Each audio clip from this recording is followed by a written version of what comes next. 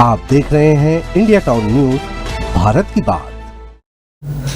जगदलपुर से बड़ी खबर सामने आ रही है। गृह मंत्री विजय शर्मा ने जगदलपुर में एक निजी होटल में पत्रकारों से चर्चा करते हुए कहा है कि आपके माध्यम से मैं माओवादियों से अपील करना चाहता हूं कि वो बताएं अपनी पुनर्वास नीति में वो क्या चाहते हैं।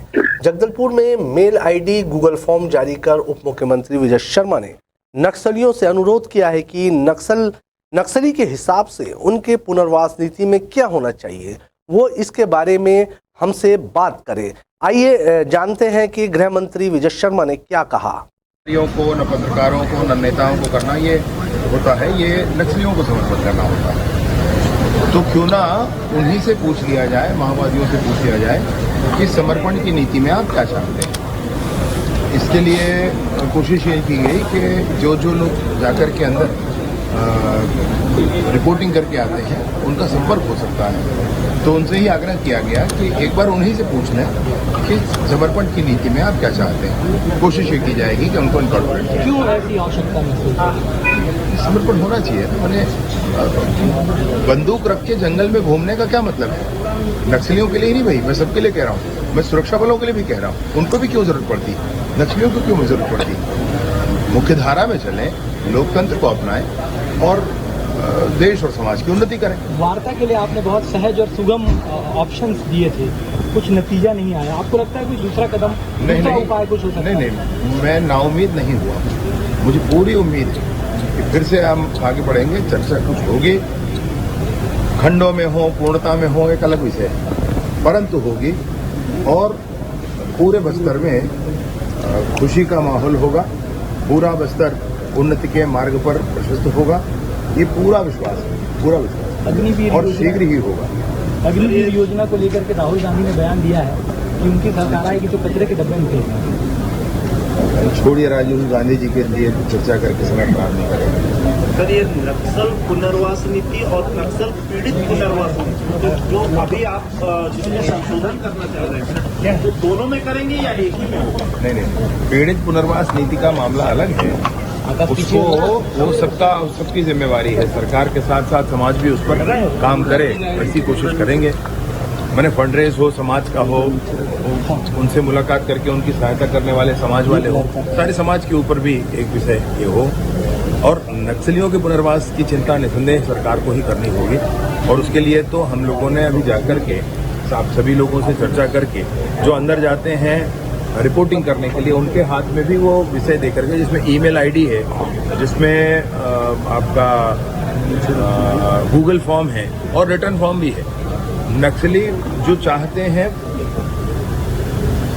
पुनर्वास, जिनको आत्मसमर्पण करना है, पुनर्वास करना है, वो स्वयं ही पुनर्वास की नीति में क्या चाहते हैं वो वही बता दें। इसी के लिए आज मैंने कोशिश की आप सब लोगों से मिलकर विषय रखने की।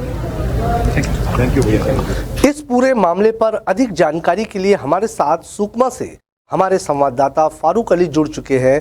जी फारूक, लगातार गृह मंत्री नक्सलियों से आत्मसमर्पण की अपील करते चले आ रहे हैं। क्या लगता है इस बार जो उन्होंने ये नीति अपनाई है, इसका कितना असर होगा?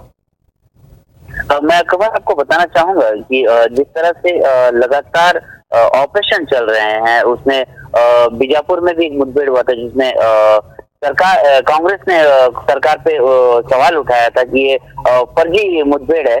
और उसके बाद उसका भी जवाब देते हुए गृह मंत्री ने कहा कि इस तरह से इल्जाम लगाने पर जवानों का मनोबल जो है वो गिरता है और जितने भी नक्सली मारे गए हैं वो तमाम जो है उनके नाम से वारदातों में शामिल होना पाया गया है।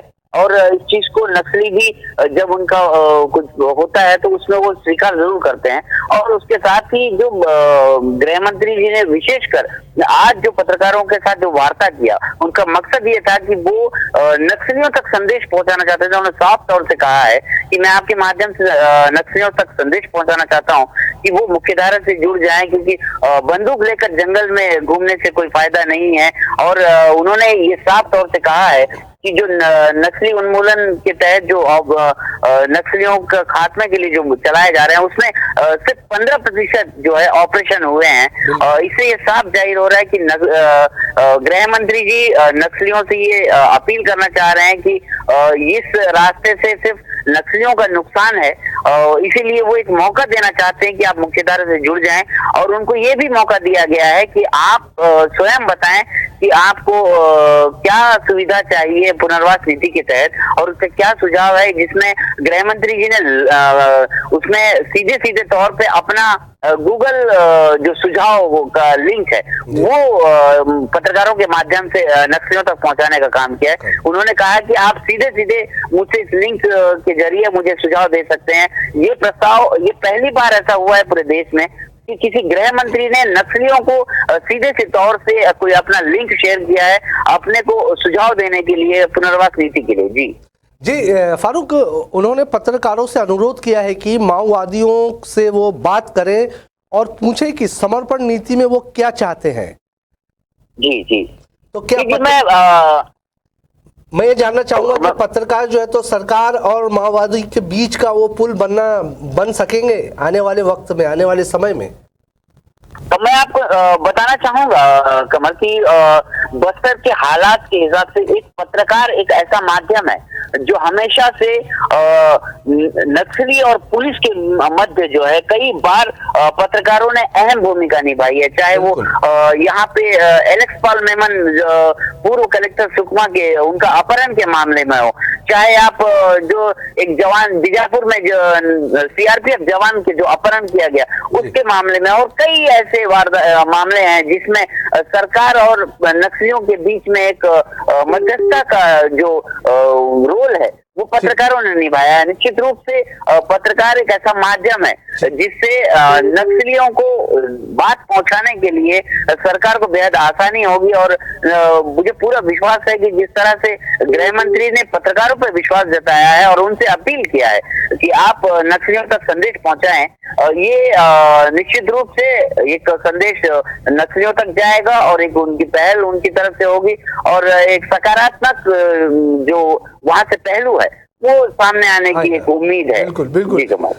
फारूक, जिस तरह का कोशिशें सरकार कर रही है, जिस तरह से माओवादियों को मुख्य धारा में जोड़ने की बात की जा रही है और जिस तरह से आज उप मुख्यमंत्री ने प्रेस कॉन्फ्रेंस कर पत्रकारों के माध्यम से बात नक्सलियों तक पहुंचाने की बात की है, माओवादियों तक पहुंचाने की बात की है, जो आप भी उन्हीं क्षेत्रों में हमेशा से पत्रकारिता करते चले आए हैं, क्या लगता है ये जो प्रेस कॉन्फ्रेंस हुई है और जिस तरह का कदम उप मुख्यमंत्री ने उठाया है उससे कितना असर हो सकता है माओवादियों पर?